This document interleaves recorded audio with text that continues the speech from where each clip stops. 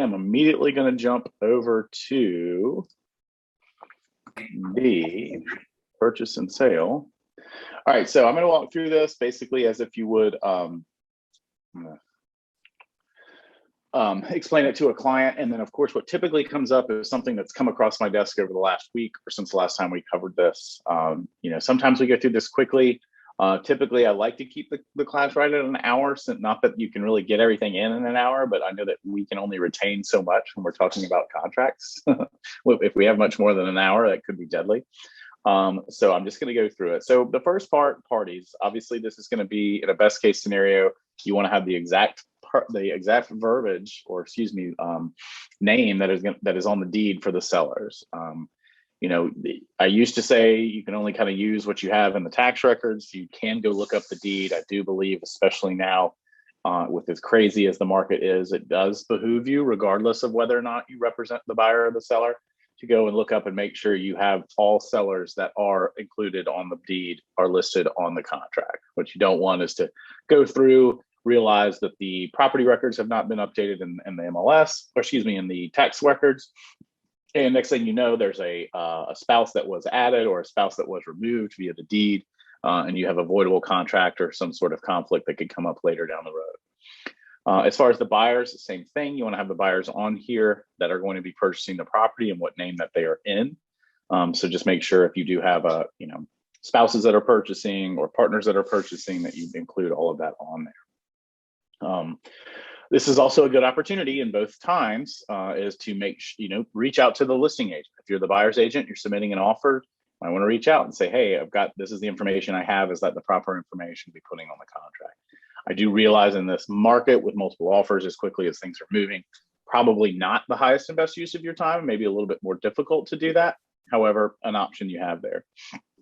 Now, quickly, definitions. Party, defined as buyer, seller. Party, defined as both buyer and seller. Reason it's important and why I point this out is that party are people that, when we say people that are party to the contract, only things should be written in the contract that involve the parties, right? So if anything comes up where you're negotiating commission or doing anything like that, that does not go in the contract. Even if you are the buyer you're a party to the contract as the buyer or seller, you're not a party as the contract as an agent. So just keep that in mind. The brokers are the licensed South Carolina brokers in charge. They're associated real estate licensees and they're sub-agents. So I get the question all the time, do I need to sign if you have releases or anything like that where it says broker? I technically, based on this definition, do not. And since we don't hold earnest money, for releases or anything like that, I typically, I'm fine signing it if you prefer it. However, it's not necessary unless the other side, for whatever reason, is requesting that I sign it as the broker. Closing attorney is selected by the buyer. If you don't know when you submit the offer and you leave this blank, that's not a problem. I would just put TBD possibly in there. Just know that if you do go in and change it, you then have to update that with initials on everyone. It is not required to have a ratified contract. Effective date is the final date upon which parties negotiate, places the final and required signatures and initials on the state and delivers notice. Big part of that. So when you have an effective date, a contract doesn't ratify simply by the final party signing. It gets ratified as delivering notice of that signing. So if you're the listing agent, you send a counter offer over, they say, hey, my clients are going to sign it tonight at 7. They sign it. Until that notice is delivered to you, it's not ratified. On the flip side, if you're the agent who has your client sign it, if you've not delivered notice back to the other party, you're technically not ratified yet with an effective date. So you make sure you want to deliver notice, which we'll talk about later on. Good funds is to transfer the required amount of money to purchase the home. And then time is all time based on South Carolina local time. Time is of the essence, which basically means if you do not perform on a contingency, a stipulation, whatever it may be, in the time frame that's specified in the contract, it is at that time a possibly voidable, if not breach, in the contract. So that's all the exciting stuff. Now, again, as I go through these, explain it to you from a couple of different perspectives. One as the broker, kind of explaining to you what the legality side of it, and then how it should be explained to your clients, and then also how you can use different parts of the contract to help build those relationships with your clients and make sure that you're properly serving them. So just, the more you know about the contract, the better it is, because the more confidence that your client will have in you.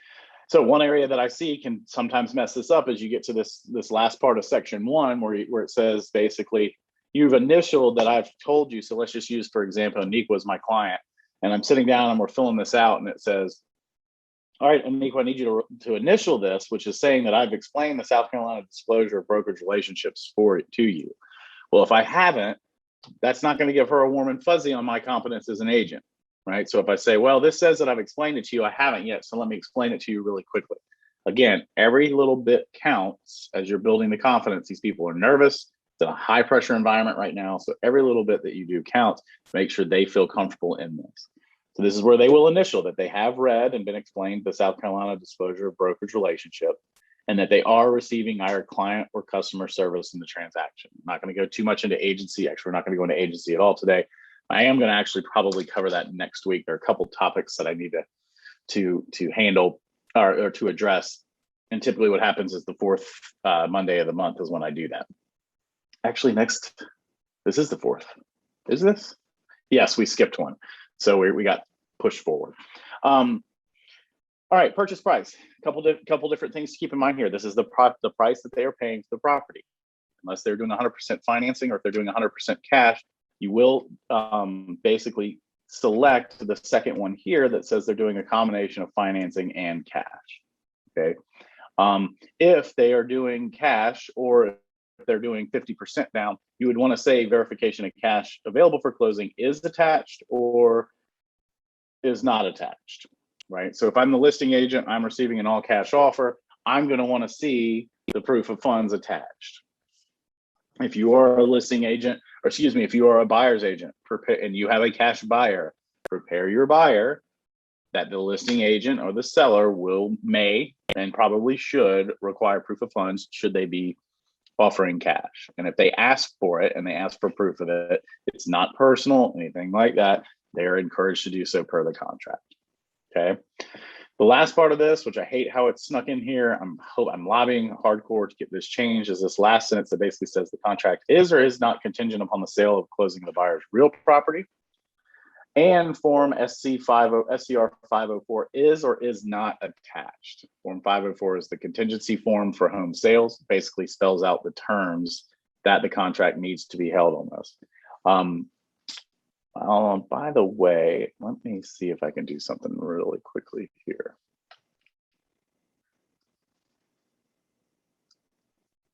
All right, I just realized I did not drop the PDF in there. So if you wanted to download this and go through it, you can. I put it in the chat. All right, so if I'm a listing agent, there's not a chance I'm going to, well, it's not up to me. I will strongly advise my seller client that if it is contingent on their home selling, that they absolutely want form 504 included. If you don't have 504 included, and for those of you that are new to the contracts class, when we turn the screen share off, that means it's a very important part, right? So if you weren't paying attention before, you should pay attention now. It's very important that as a seller, you don't accept a contingency on a home sale if you don't have the terms of the contingency laid out, right? So if they accept it, and let's say just on this, they accept it that it is contingent upon a home sale, but they don't have form 504 attached, you've basically said between now and, let's just for today, we're going to use September 15th as the closing date. From now until September 15th, they don't have, if their home doesn't sell, the seller can't get them out, right? So we get to September 1st, the house isn't even on the market yet. If you don't have form 504, you can't kick them out of the contract based on this contingency, because we've allowed them to take a contingency that basically lasts until closing date, regardless of the terms of what their current house is. Okay, so super important that you make sure if you are a listing agent and you get this contingent upon it, that it does have form 504 attached. Okay, all right, so let's jump back in.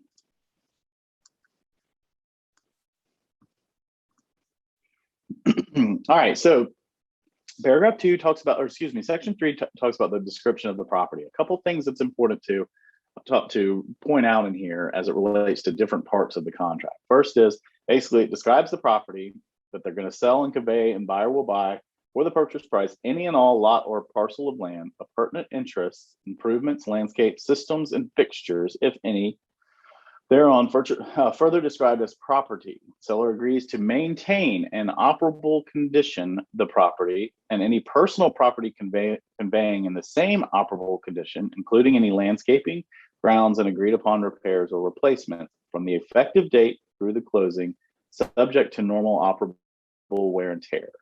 So here's why this is an important one for a couple of different things. Number one, if you are conveying any personal property, you get a contract on it, and it says, hey, I want the refrigerator. You need to make sure the buyer knows that that refrigerator's ice maker is not working, okay? Because here's what happens. They say refrigerator, you're in repair procedure, so you think to yourself, hey, I'm protected by repair procedure, who cares, right? And then all of a sudden we get to repair procedure and the inspection comes up and says, hey, the refrigerator's ice maker is not working. The seller and the listing agent says, well, that's not covered in repair procedures. Say, well, it does state in the contract they have to maintain the personal property in the same operable condition. Was this not working when we ratified the contract? Well, no, it wasn't. Well, if you knew that and we were conveying the refrigerator, you should have told me, right? So again, all of this looks at how do we protect ourselves not to win the earnest money, right? I mean, I say this all the time. The number one goal of the contract that we're studying right now, what is it? If I were to ask you the number one goal of this contract, what would you say your answer is? Oh, Latia, you're muted. Still got you muted. Yeah, I would say enhancing the client relationship. Okay, I like it. I like it. Anybody else? So what I say is the number one goal of this contract right here is to have basically a buyer and a seller come to closing fully agreeing on everything, right? I mean, that's mutually agreeing on why they're purchasing the property.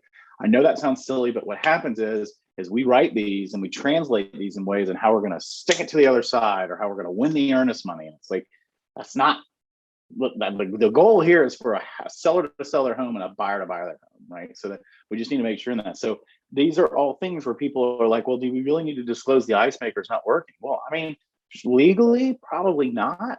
But having purchased a $2,500 refrigerator because I didn't explain this properly to my seller, yeah, I'm going to say do it.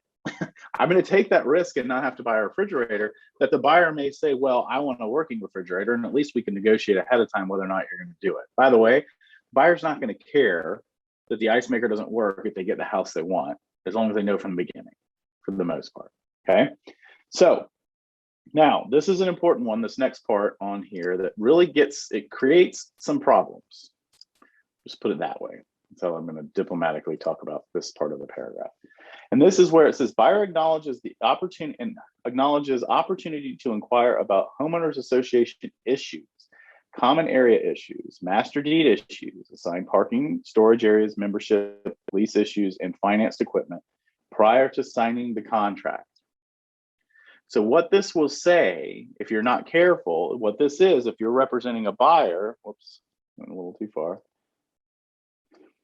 If you go in and you do your due diligence and you find out there's a major assessment coming in, or there's something up with the homeowners association, it's not protected in repair procedure, right? It's actually the obligation of the buyer to do these inquiries ahead of time. So if you're looking at putting an offer in on a condo association or a neighborhood association, you need to say, Mr. and Mrs. Buyer, are there anything that you know of that you want to make sure about the association is important to you? Because it's not, if we need to find that out now, right? And this is weird, and I'm not saying this is perfect. However, this is one of the issues with the repair procedure is technically if I purchase this property, right, I go repair procedure, 2 weeks in, I find out there's a $10,000 assessment coming in that the seller didn't know about. If the seller failed to disclose it, that's a different story. But if the seller didn't know about it, right, the buyer technically doesn't have an out, right? So it's very important to do that research as much ahead of time as you can. Can I ask you a question? It's Nancy. Of course.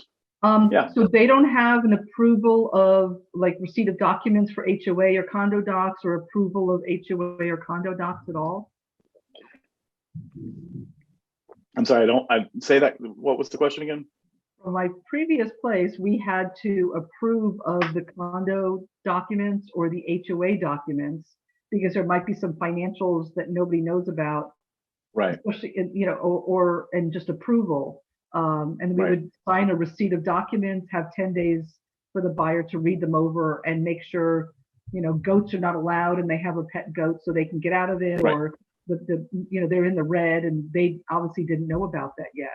And there's right. nothing like that in the. No, so there's no stipulation for the buyer in the contract as it's written, which is why due diligence is so important, is because they can do that during the due diligence period. Now in this market, because repair procedure is an option, fewer and fewer sellers are accepting that. Be prepared that that's more than likely, off the record, going to be changing soon, and that the repair procedure will more than likely and should go away. This needs to be a very black and white. We negotiate what happens on the house during due diligence. Listen, I'm a listing agent at heart. I love listings. I don't love due diligence as a selling agent or as a listing agent, but let's be honest, as it relates to a purchaser buying a home and a seller selling a home, this vagueness that's created by repair procedure is not doing anybody any good. This is also a perfect example of why due diligence should be the way to go, is because it makes absolute no sense. There's not a stipulation in the contract that would protect them from the HOA if they were to go repair procedure, which basically it's what it does. So, all right, so let's jump back in. We're already in there. Sorry, sharing screen. Going down after that, condo association leasing issues. They also need to be looking at this: leasing issue and items, finance equipment. Is also something that they would want to look into and know ahead of time. So their tenants leasing, future vacation rentals, South Carolina Vacation Rental Act reservations, any rents deposited, anything there. You want to inquire to get all that information ahead of time, because if you're not using due diligence, there is no out to say, hey, this rental property is not performing at the level that I want it to. Okay, so just want to make sure that if they are purchasing it from that, you really want to get all of that information before they go to look to make an offer. All right, property description. Obviously, get as much of this from the deed as you possibly can. In the event you can't get something off the deed, which is really kind of hard for me to believe, you would want to dash through the blanks, right? Don't leave anything blank. If you cannot get a copy of the deed, which again, that shouldn't be an issue, at a minimum, you're going to want the address, you're going to want the county, and you're going to want the tax map number. Those are going to be kind of the big three to match up from that standpoint. All right. Section 4, conveyance, closing, possession. Closing occurs when the seller conveys the property to the buyer, and it occurs no later than 5 p.m. on or before September 15th. Conveyance shall be free, simple, made subject to all easements, reservations, rights of way, restrictive covenants of record, blah, blah, blah, and to all government statutes, blah, blah, blah. Seller agrees to convey marketable title with a properly recorded general warranty deed, free of encumbrances and liens except as herein stated. Okay, so what this is saying, a couple of things you want to take from this. Number one, the most lawyers will say that the closing does not really happen until it has funded, right? So if you're waiting on funding and they don't get it, that is not it's not consideration, right? They haven't received the money. Now it can be received by the attorney, right? And the attorney can then, if there's a delay in dispersing it, that's a different story. Closing is scheduled for 5 p.m. on the closing day. If your buyers are insistent that they want to close at 9 o'clock in the morning so they can move that day, you need to make sure that the seller is going to be okay with that. The seller has until 5 o'clock. They own the property until 5 o'clock that day. So just because you scheduled it for 9 o'clock doesn't change the contract, right? So if that's the case, then have it close at 4 o'clock the day before or 9 o'clock the day before, right? It's on or before. It doesn't have to be on that specific date. There is no buffer, right? There's no buffer. In the old contract, I always hear this, well, back when we had the grace period, you don't, right? There is no grace period. 5 p.m., this has not closed, you no longer have a contract. And then it comes down to the reasoning it didn't close, whose fault it is and who's in breach, and the attorneys get involved. Blah. We don't want that, right? So if you've got an issue with financing and your lender can't get, doesn't get the final, doesn't get funding in, something like that. If you don't have an extension by 5, you've got a dead contract, and you have to revive the contract, which now gives whoever the non-offending party is a lot of leverage, right? The seller's not out. The buyer says, all right, I'll sign a new contract, but I'm going to drop it $10,000. And if I don't, you defaulted, right? Or vice versa. Seller says, all right, that's fine, I'll extend it, but you delayed, we didn't close, I want another $10,000. Now, again, I'm giving you extremes. Most of the time it gets worked out, except when it doesn't. So we want to make sure that we protect ourselves. None of this matters until something goes wrong, right? Nothing I'm talking about today matters until something goes wrong. And then it matters really, really bigly, right? You want to make sure that we get all this covered. This part about seller agrees to convey marketable title. Jump back in here. This is very important because marketable title means it can be transferred. So when someone comes in and says, hey, I actually can't transfer it because there's a lien on there for my whatever, well, you should have disclosed that. It's your job to remove the lien. You now have you don't have marketable title. If we don't close by 5, you're going to be in default of the contract. Okay. All right, continuing down, the deed shall be delivered to the closing attorney's designated place on or before the closing date, no later than 10 a.m. Seller agrees to pay all statutory deed recording fees. Parties agree that the broker shall have access to the closing and relevant documents. Brokers shall be given copies of the settlement statements prior to closing for review. Parties agree to hire licensed attorneys, right? Meaning you need to hire your licensed attorney for the closing. Seller and the buyer don't have to use the same attorney. Seller shall convey possession of a vacant and reasonably clean property, free of debris, along with all keys, codes, and remote controls, available documents, service information, and similar ownership items to the buyer at closing. A couple areas where this gets a little tricky. Number 1, seller shall convey vacant and reasonably clean property. I love my wife dearly. Reasonably clean to her is a much higher level than reasonably clean to me. So if you have a buyer that is similar to my lovely wife, you want to make sure that you say, hey, we need this cleaned, and you write it in there. Or you prepare your buyer when you're going through the contract to say, hey, just so you know, a lot of other areas, people come in from out of the area, it's a reasonably clean property. So if you do want it cleaned, that's something we need to ask for. Okay, broom swept, I hear all kinds of phrases. Broom swept, wiped down, blah, blah, blah. There's nothing in here other than reasonably clean. Could not be more vague and open for interpretation if we tried. Along with it's free of debris. Debris. That includes the landscaping. Landscaping is also covered earlier in the contract in section 3, where it says you need to maintain the property. Just because you've got your home under contract doesn't mean you let the lawn grow up and everything grow over. You've got to keep it maintained. Along with all keys, codes, any remote controls, available documents. Again, that's vague. So make sure in your consultations, you're preparing your seller, hey, leave everything that you own that gives you access to the property in the right-hand drawer in the kitchen, right? All garage door openers, any and all extra keys, whatever it may be. Mr. and Mrs. Seller, if you want specific key, or excuse me, Mr. and Mrs. Buyer, if you want specific keys or access, we need to make sure we address that ahead of time, because this really leaves open for interpretation. I get it all the time. It's like, well, you were supposed to leave, a key to every door. Well, I only had one, right? And it accessed every door. If you want more, this is any and all that I have. Okay. Again, extreme, but it could happen. All right. Earnest money. Earnest money is not consideration. Earnest money can be 0. Does not have to have a number in here to be a valid contract.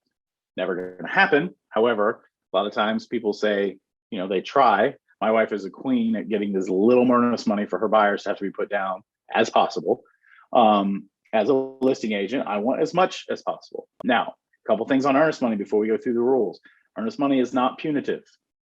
Earnest money is not designed to be liquidated to punish the buyer should something go wrong, or punish the seller should something go wrong, right? It is basically meant to be put on here saying, I'm serious about moving forward on the terms of this contract. right? And should I default in certain areas? Yes, that earnest money could possibly be released to you, but nothing in the contract at all, anywhere, explains that earnest money will be liquidated. Nowhere. It basically says we're just going to give it. Okay. So it says the total number of earnest money is here and it's paid as follows. So let's say it's $1,000 and they say they're going to have, here's what absolute, based on what I know of 90% of y'all's protocol, here's how it should be written. $1,000 for the total. 0 accompanies this offer because you know you don't have the check and you're not submitting the check with the offer. And 1,000 will be paid by 6 p.m. on maybe 2 days later, no more than. I only say 2 in case you need a day to negotiate and you don't have to change this. Okay. It should be in the form of check. Don't ever take cash. Actually, honestly, don't take anything. Have them deliver it directly to the escrow agent. However, should they give you a check, the law states you immediately have to give it to the escrow agent. Be credited to the buyer at closing. They authorize blank as the escrow agent. So if you're representing a buyer, Keller Williams doesn't hold earnest money. Fewer and fewer companies are starting to do that. Make sure that you have the closing attorney that's going to do it. If you don't have a preferred closing attorney, we use Butler & College on a lot of these. We have a ton of very high quality closing attorneys that we use. So if you have questions on that, let me know. Broker does not guarantee payment of a check or checks accepted as earnest money. Parties direct the escrow agent to communicate reasonable information confirming the receipt and status of earnest money upon the broker request. If earnest money is not delivered by the agreed upon date, seller may, does not have to, may terminate the contract by delivering notice of terminations to the buyer. A couple reasons that I point that out. Number one, it doesn't automatically void the contract if you don't turn in earnest money. The seller actually has to act on that for it to be terminated. Okay. Number two, it says in here that it says parties direct escrow agent to communicate reasonably information confirming receipt and status of earnest money upon broker requests. One of the required documents in the system is receipt of earnest money. That can be an email that simply says, Latia, yes, we have received the earnest money, it's been deposited. Great, print it to PDF, upload it into the system. A lot of people just say, hey, I've got a picture of it. I can take a picture of $1 million check right now and send it to you. That doesn't mean anything, right? You want to make sure it's been deposited. Now let's go back to our favorite part, making sure everyone understands. Once again, earnest money is not automatically liquid and it is not set to be a punishment. As it states right here, they understand that under all circumstances, including default, the escrow agent will not disperse earnest money to either party until both parties have executed an agreement authorizing the disbursement, either one of these forms or a mediation agreement. No other way is it going to happen unless a court of competent jurisdiction has directed a disbursement. Earnest money will not be dispersed until determined to be good funds, meaning they have to make sure they get it. So they deposit a check today, that you get a release by the end of the day. They're saying, hey, write me a check. It's like, well, hold on a second. I got to actually receive it before I can give it back. However, if everyone agrees. If legal action occurs related to earnest money, the party receives the least amount of earnest money in the court's disbursement. Party receiving the least amount of earnest money in the court's disbursement order agrees to indemnify escrow agents' fees, court costs, and attorney fees, meaning they'll make them whole if they require any fees. Now, most escrow agents that I know of don't hold back any money on this, right? There are a couple that will take, it says an interpleader. If they do have an interpleader, parties agree that X amount shall be paid to the escrow agent by the parties as compensation before they initiate court of jurisdiction. That just basically means that, hey, if the escrow agent's going to have to pay an interpleader, they want you to pay for it up front. Like I said, most of them don't do that. They don't ask for it. All right, transaction costs. Wait, Joseph? Yes, ma'am. So what do you put in that blank? I would put 0 for now, but you want to, I put 0, I would say put 0, but you want to make sure your escrow agent, like that could be a good reason to rate, you want a good contact with your escrow agent, make a contact for your database, reach out to them after this, shoot me an email, say, hey, I just realized I've kind of been defaulting to 0. Do you have a fee you want me to put in? So talk to our attorney. We'll talk to the escrow agent. But yes, the Okay. reason I deciphered to talk to the attorney is because I use that term a lot more than I would like to. And it's not talk to them from a legal advice standpoint. It's just what's your protocol. Okay. Because I put zero. Probably wouldn't be a terrible idea to get a list of what everyone's is. I might get on that. Because I literally, I still really don't understand that whole paragraph, to be honest, but I always put zero there. Well, what it means is, sorry, my office is like 400 degrees. What it means is you basically have, what this whole paragraph says is, listen, we're holding earnest money. It ain't going anywhere until either the two of you agree or a court tells you to do anything. Right. And if it does have to go to court to be mediated, there's a chance that you're going to have to pay off the top for that to happen. Which, by the way, is something to consider once you get to a dispute. I talked to Chris Grace at Butler College the other day, and he's had a brilliant saying. He's like, everyone's arguing principle when everyone should be arguing problem solving. I was like, hey, that was brilliant, right? Again, the goal here is not to win the earnest money. Now, I get it. If I got a seller that's been off the market for 2 months, and the buyer, says, whoops, I can't get financing or anything like that, I get it. It's frustrating. If you've got $1,000 on the line, you get $2,000 on the line, you're going to take $200 off the top, maybe a little bit more. You're now splitting $1,500, $1,700, arguing back and forth. Is it worth it? Maybe, right? Again, it's up to them. Okay, thank you. You're welcome. All right, so let's jump back into screen. Aren't contracts fun? All right, transaction costs. So section 6 basically breaks down the transaction costs. Who's responsible for what? Okay. Basically, the first part talks about the buyer's transaction costs are all costs and closing costs resulting from selected financing, prepaid, recurring items, insurance, etc., discount points, expenses for their attorney, contractually required real estate broker compensation, should they have a compensation agreement that says that that they're going to pay their broker directly. That would be part of their closing costs as well, by the way, which is an interesting case study, because should you have your buyers pay your commission out of the option 2 or option 1 in the compensation part of the buyer's agency agreement, that can be part of the closing costs that the seller can cover when you negotiate closing costs. So just keep that in mind. Don't think about that too much. You'll get sidetracked. Let's get back to this one. We'll cover that in the buyer's agency one.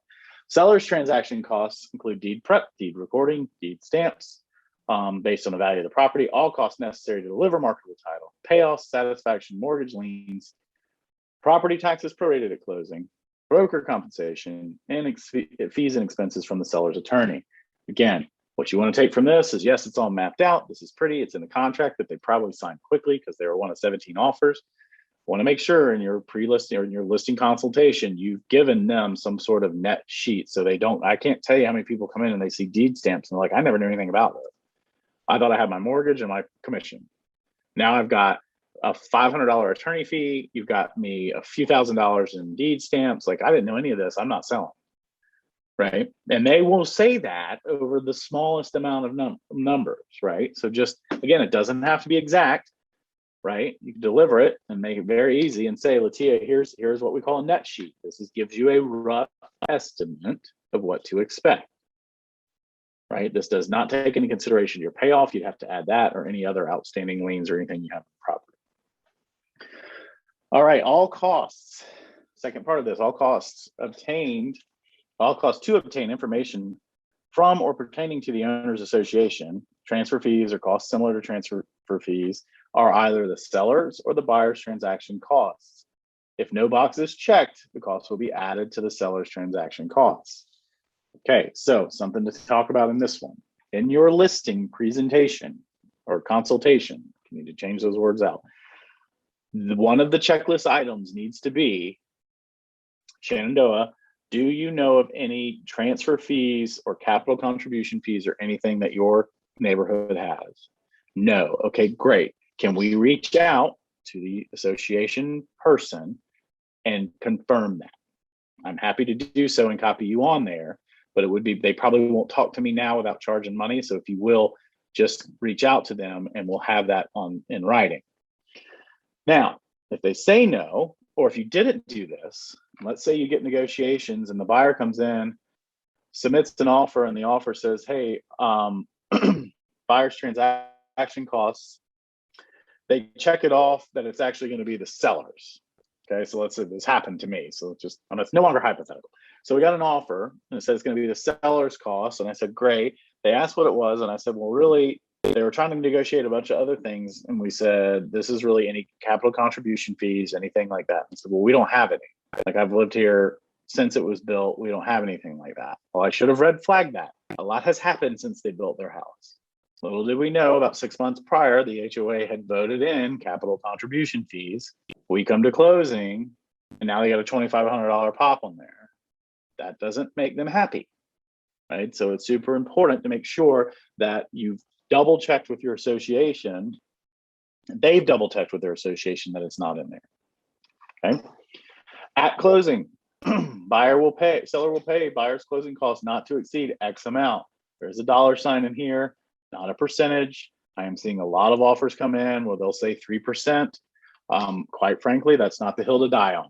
Keep it at 3% as part of your negotiations. Don't go back and say, no, it's got to be a specific number. You've got negotiation bandwidth, right? And everything you try to counter, you're taking away from the ability to counter anything else.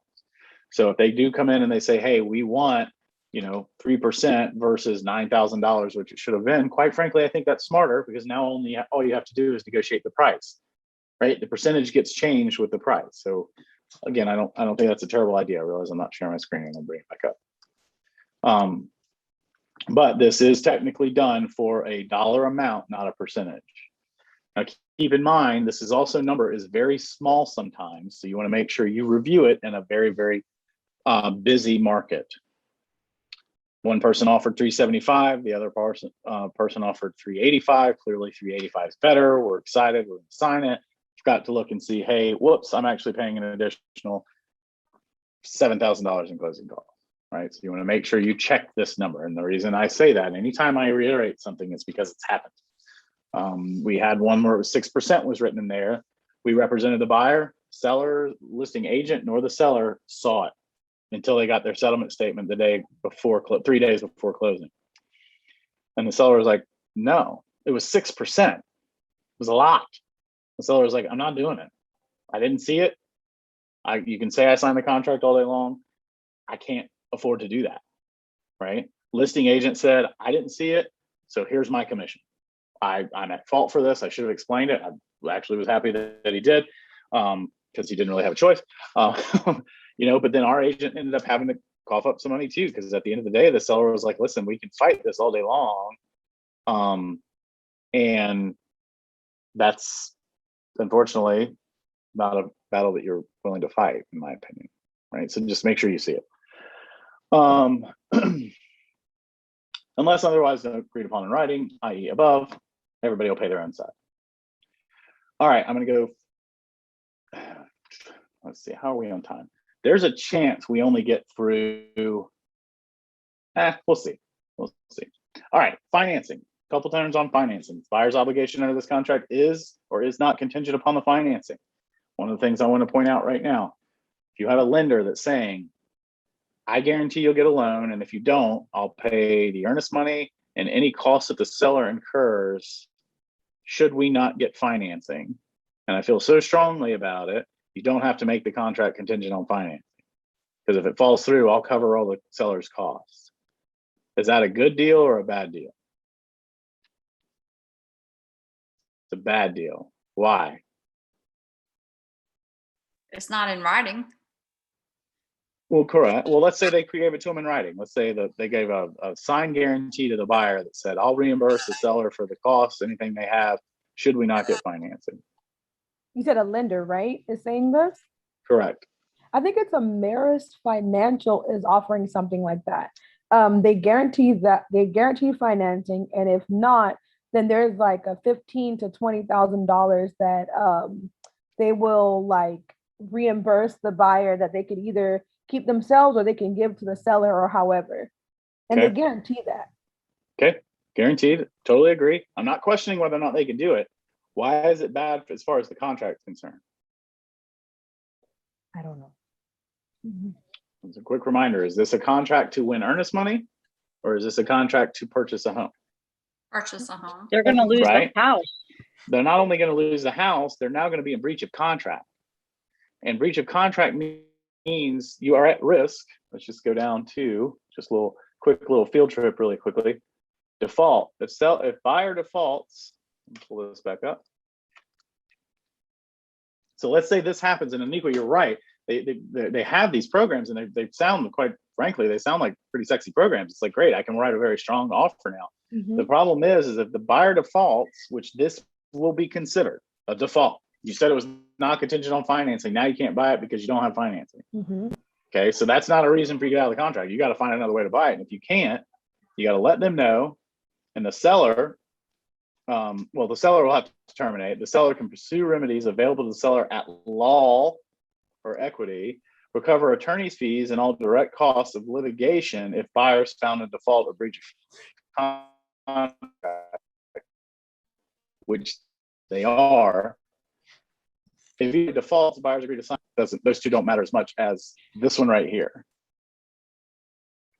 Right? Ameris Bank, I think that's a great program that you have. And when I get sued, because I've now breached the contract, how much of that can I use towards my litigation fee?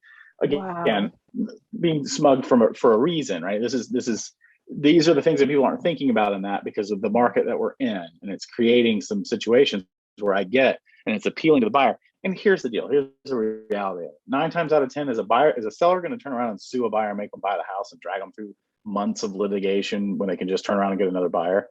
More than likely not. But I'd rather not be the one that forces them to make that decision, right? You want to make sure that you don't do that. All right, so jumping back in, financing contingency.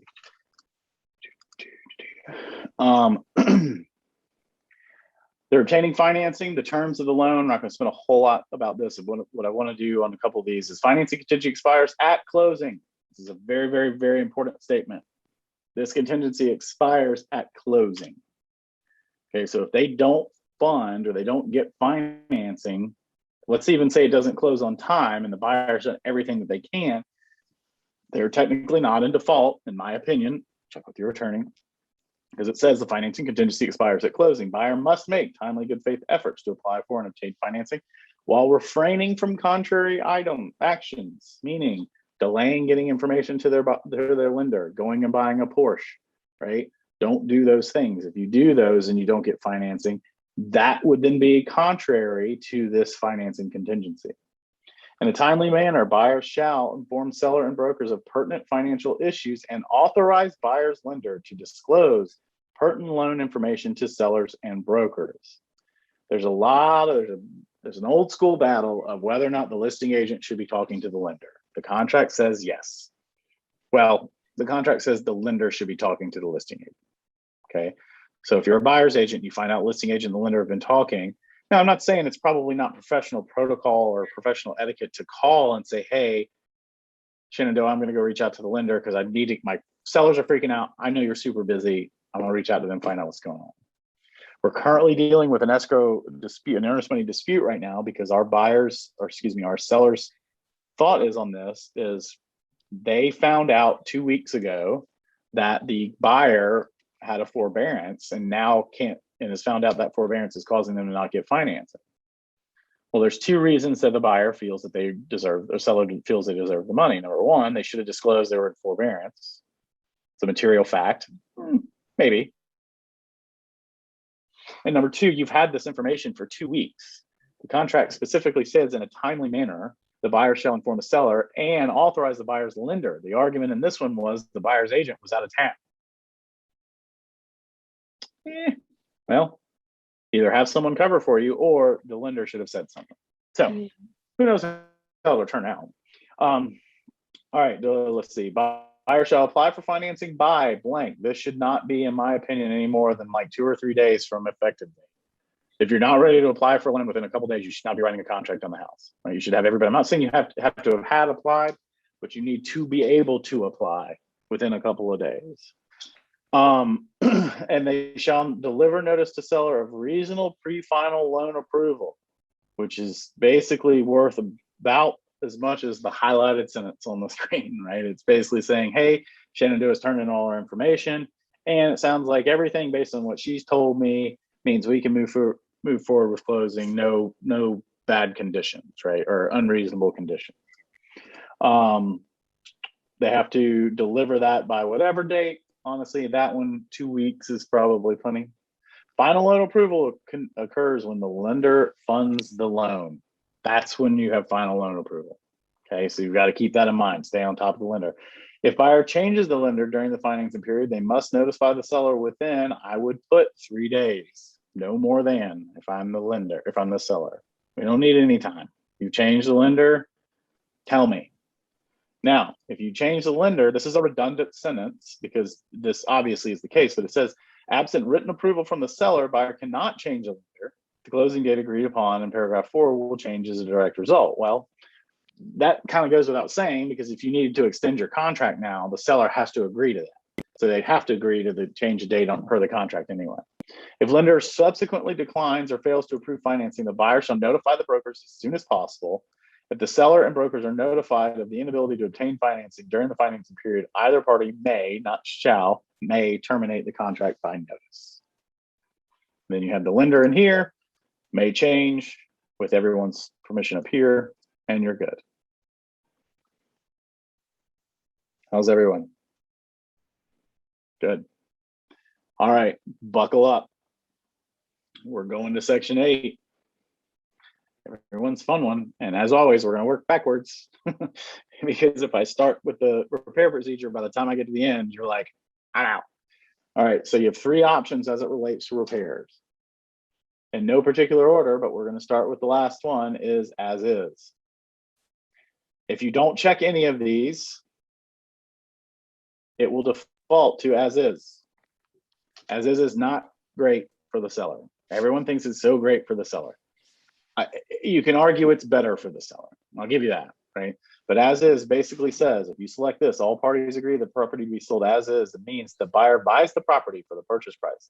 Seller maintains the property from the effective date through closing, subject to normal wear or tear, without repair or replacement, and sells the property for the purchase price unless otherwise agreed upon in writing by parties in this contract. Buyer retains the right to inspect the property. Don't know why there's a deadline in there. For informational purposes only, the seller under no obligation to remedy any issue the buyer discovers during their inspections. And the buyer may not terminate the contract based on the results of any inspections conducted. I'm a flipper.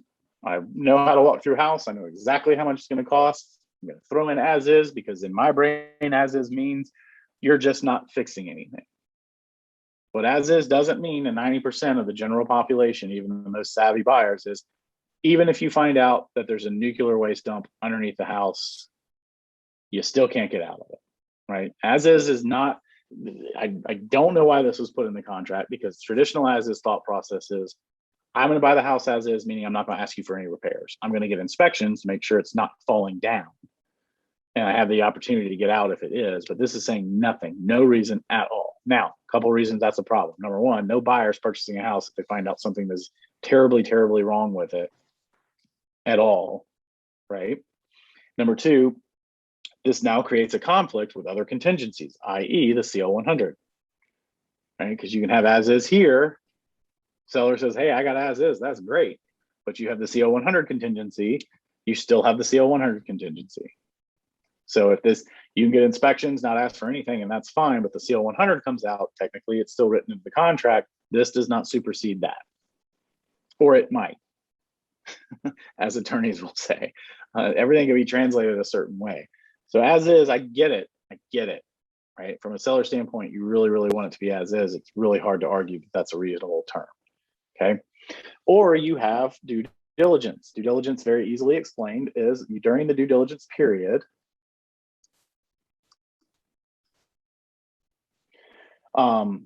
basically it goes until a certain date. You can inspect the home for anything, ask for anything. The seller doesn't have to do anything, and you can get out for any reason, pretty much whatsoever. Now, from a seller standpoint, you're like, why would I do that? Sounds like a terrible idea. Well, because after this time frame, there's no more negotiation on it, right? It's like you've got a solid contract at that point. There's no, well, you're required to do this or you're required to do that. It's, hey, here are the issues. What are you willing to do? And am I willing to accept that?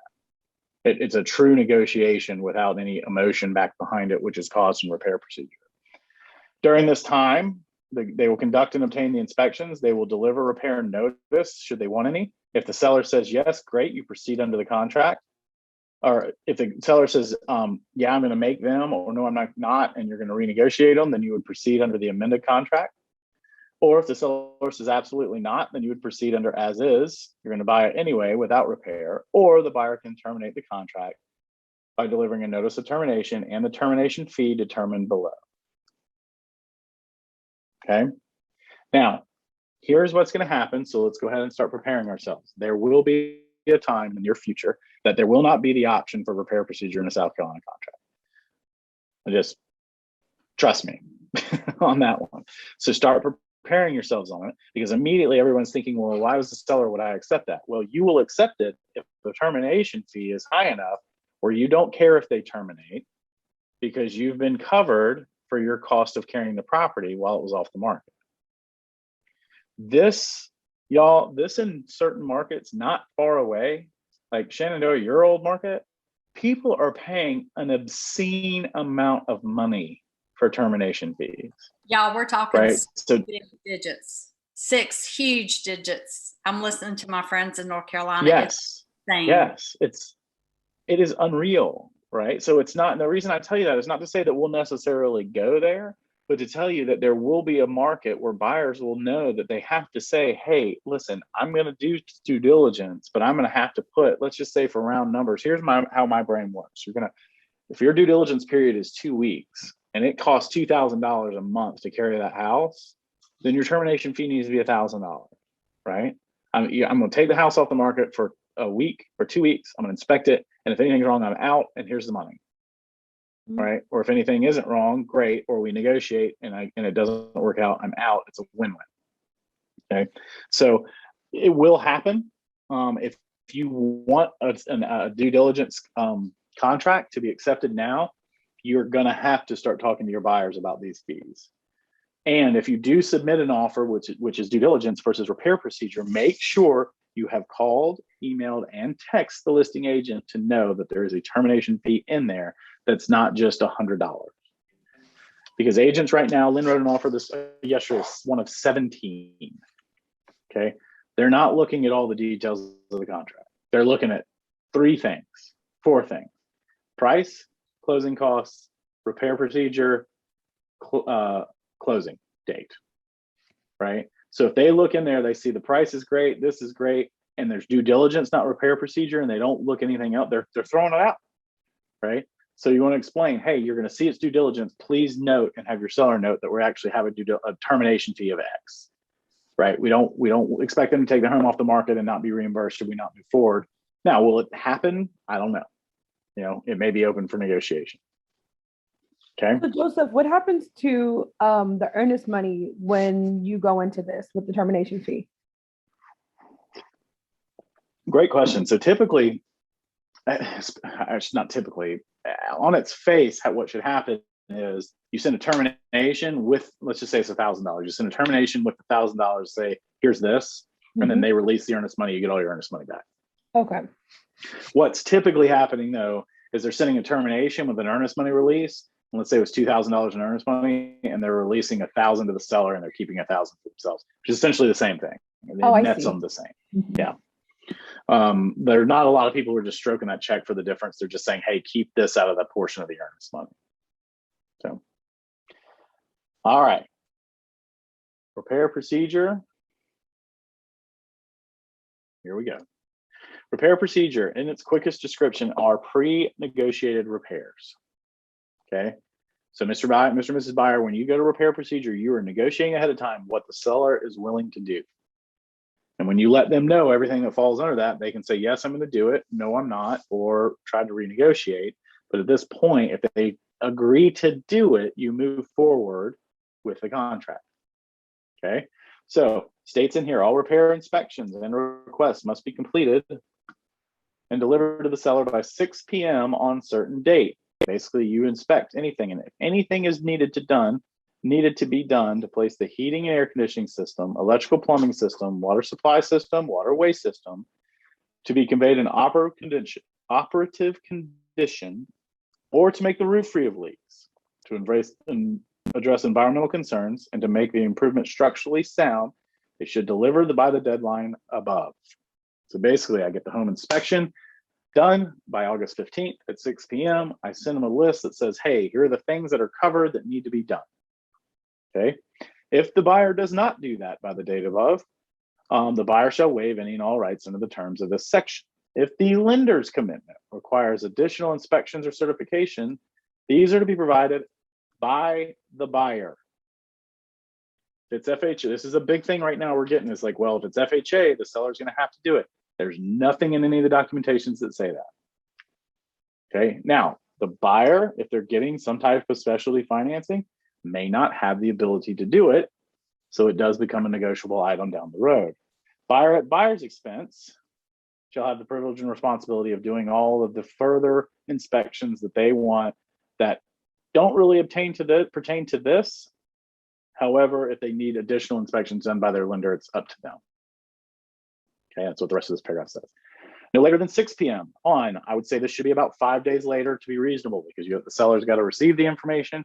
They got to go get quotes on the information. They got to decide whether or not they're going to move forward with the contract at that time. The seller shall deliver notice agreeing or not agreeing to make the repairs in the buyer's repair requests. This is where you get into the negotiations back and forth. The cost of all repairs to heating systems, all the things we listed above, structurally sound, are to be paid by the seller.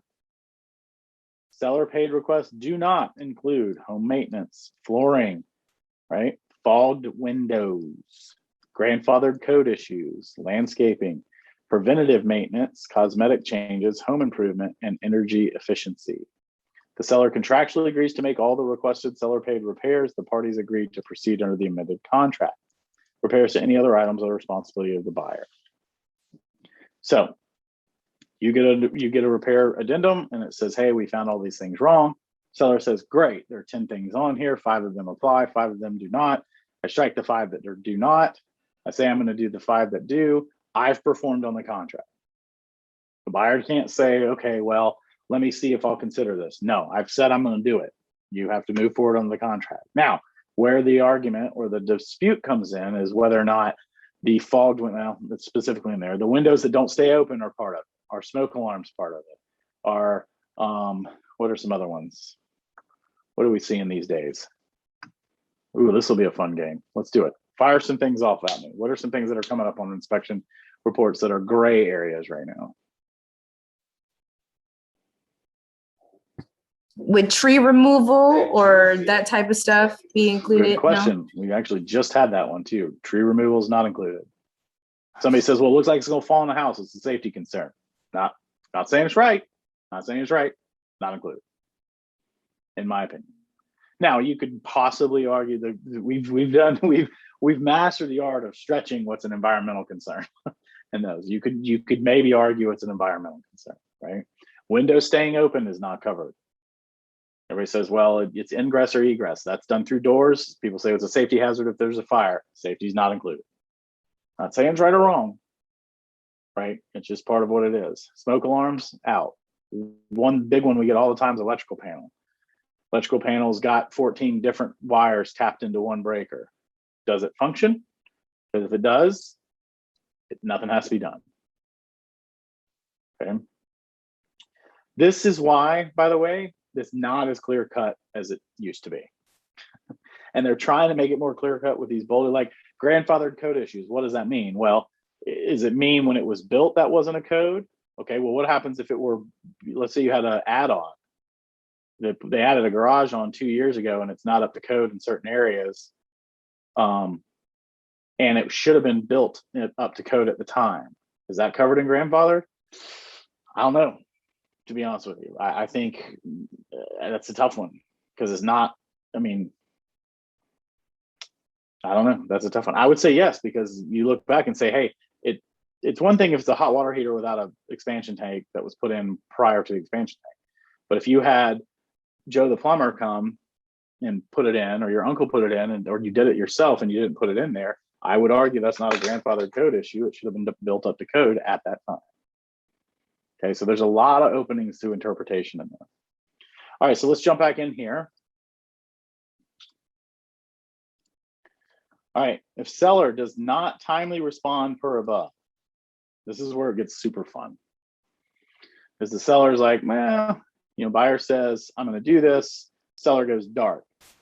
So the buyer shall have 2 calendar days, choose any of the following: accept the property in its present condition, negotiate a new amended contract, which clearly isn't working because they haven't heard back from the seller. So I always feel like that's an interesting option.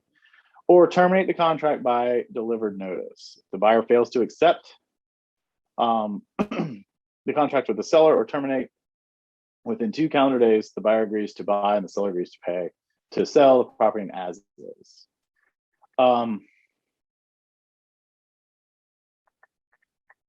The question that comes into this often is this 2 calendar days from when they submitted their repair request, or is it 2 days from this date here?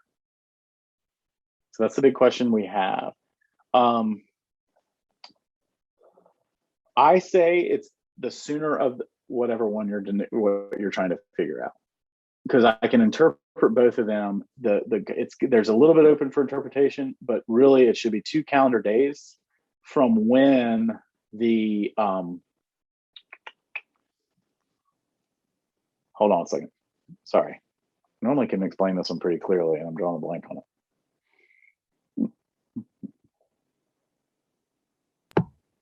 It has to be from 6 p.m. on that date, 2 days within then. You would think that. There's a strong argument that it's not. That Well, it's 2 days from when the buyer submitted. Well, it can't be, because you don't know that they're not going to respond. From when you submit it, you do. No, they have until, let's say, 6 p.m. Wednesday, and you do it today, and they've got 2 days. You give them 2 days to respond. Right. So that means Wednesday at 6 p.m. will have to know that they have not responded in the last 2 days. So correct. It has to be from the date when they're supposed to respond, within 2 days of their date. Correct. No, I understand. That's what this part of the paragraph says. That being said, there's a strong argument that it's 2 days from the initial response. And I'm saying it's a good one. This is what I'm seeing a lot of, though. Wait, Joseph, you're saying it's 2 days from this one right here, from no later than 6 p.m. on blank date, seller shall deliver notice? Yes. So if this date right here is Monday, today, July 26th, and the seller does not deliver notice, then this 2 calendar days comes into play, and the buyer has that 48 hours to decide what they're going to do. No, sorry, I explained this incorrectly. So yes, the question then remains, though. Let's go back to what you said. Sorry, I understand why I confuse this a little. Okay, so let's just say for these dates, you've got September 1st and September 5th, just for even numbers, right? So on September 1st, you submit the requests. If I don't respond by the 5th, then yes, it's 2 days from then. Question then is what if I respond on the 2nd and I say, no, I'm not going to do it, right? Or we don't come to an agreement, then there becomes the argument of now is it 2 days from that second one? I would bank it on 2 days from when the seller responds. Now I agree with that. I do. Yeah, just because that's sorry, I understand how I confused that. You're saying that if the seller responds before the date that's listed in that contract, then that 48-hour clock starts ticking. Right. And it doesn't, and even the attorneys with the SCR, another one of the reasons they're looking at taking this out. Even the SCR attorneys are saying this is an imperfection of this part of the contract. Right. I would default on that one, though, is if the seller responds and the buyer doesn't like it, I'd start the 2 days at that point, just to protect yourself. All right. All right. Questions about repair procedure?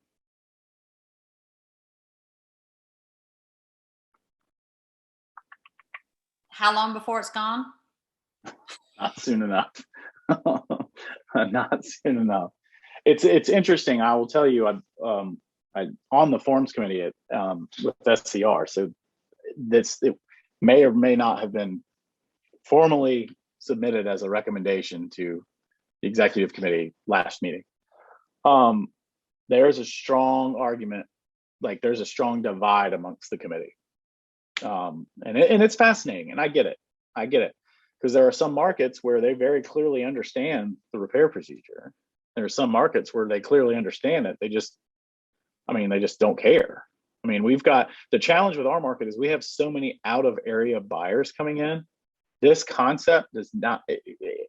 Again, I'm dealing with one of an agent right now, and the buyer is like, I get you explained it to me till you were blue in the face. It makes absolutely no sense to me, though, that I'm going to be forced to buy this house. The seller is not going to remedy this electrical issue because it's functioning properly. I mean, forced to buy the house because of it. Like, that doesn't make any sense to me.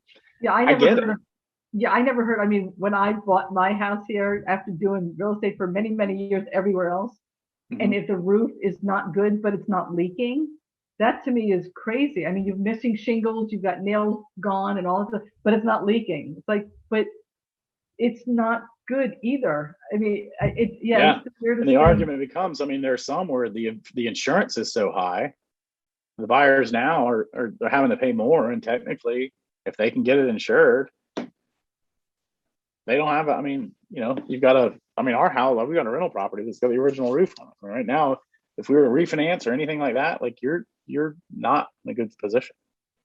So, all right, I am going to jump.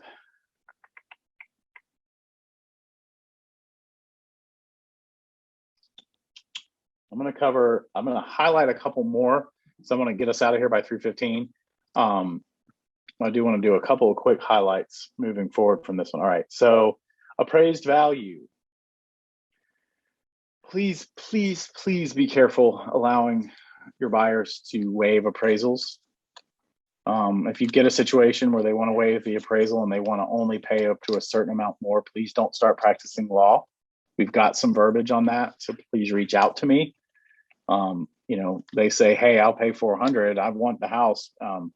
They're listed for $400. I'll pay $450, waive the appraisal. Well, the house comes in and appraises at $350. You've got a $100,000 delta now.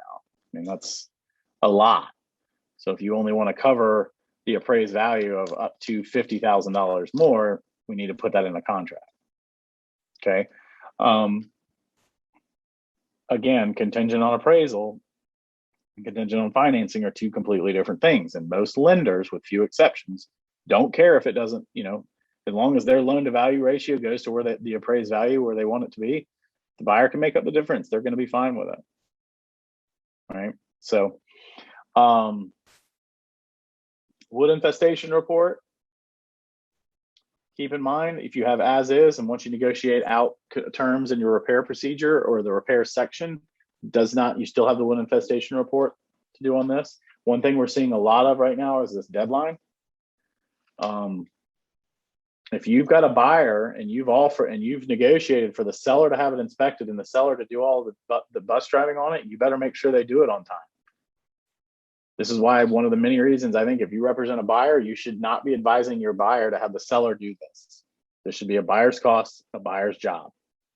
Because if I put in an offer on Nancy's listing and I say, Nancy, you're going to be responsible for this, and Nancy doesn't pay attention to these calendar days, they run the risk of this being done in time. Now, it does stipulate if the buyer is responsible, if they don't do it during that time, they move forward as is. But as a seller, you don't want to wait to the day before closing and have something come up.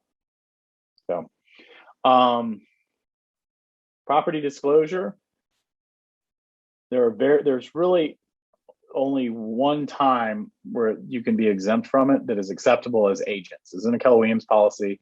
The most unknown thing about the property condition disclosure is it is a buffer per South Carolina law that if this is filled out, it helps indemnify the agent should any issues with the property come up. Right? And by filling this out, the buyer and seller have said, hey, we know that we're disclosing and we're doing the research outside of the agent, so the agent can't be held liable should a condition of the property come up, unless, of course, we can prove that the agent knew about it and willfully withheld it.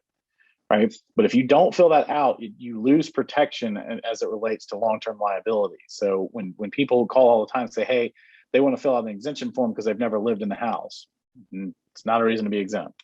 Right? there is a part on the exemption form that actually there's one floating around that allows it to be exempt if all parties agree. Don't do that. Tell the seller, listen, if you haven't lived there, you still need to fill it out. You just don't have to go have it inspected and get all the answers. You just have no representation, right? On that particular part. That are the highlights on the second part of this. Any questions?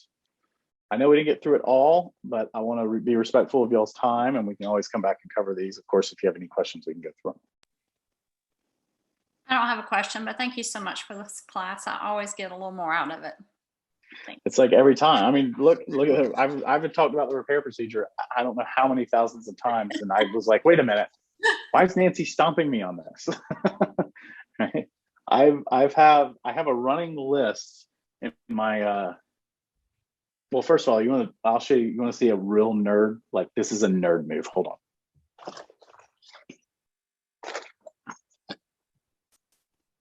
This is in my bag. Two things.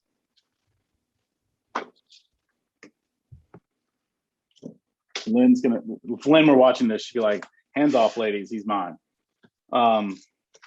This is the Bound South Carolina real estate law. Yay.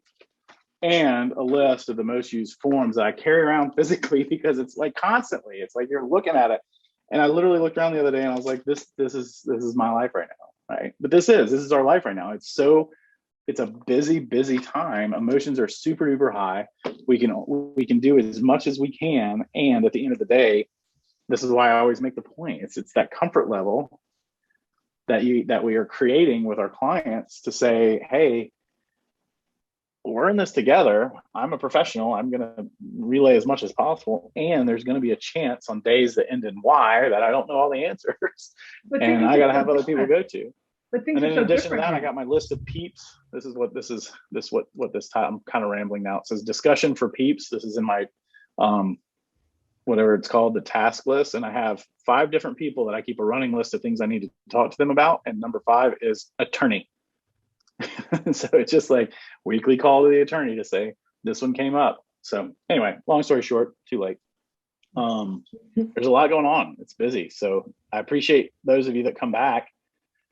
And this will be posted. We'll send it out first thing tomorrow.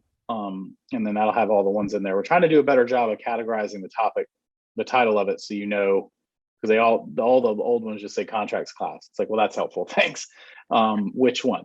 That's what I was about to ask. I was going to say, do you cover like other contracts, or is it just the 310 form? So what the typical schedule in this month was a little different because we changed the days and time. Is the first, it's basically the listing documents the first Monday, that's the buying documents, then this one on the third one, and then the fourth one. And if we have a fifth Monday, we'll cover randos, right? Just whatever, like we'll spend all the time on paragraph 8. The property disclosure, we don't spend a lot of time on that because we shouldn't. The agency disclosure and agency, that's probably the one we're going to do next.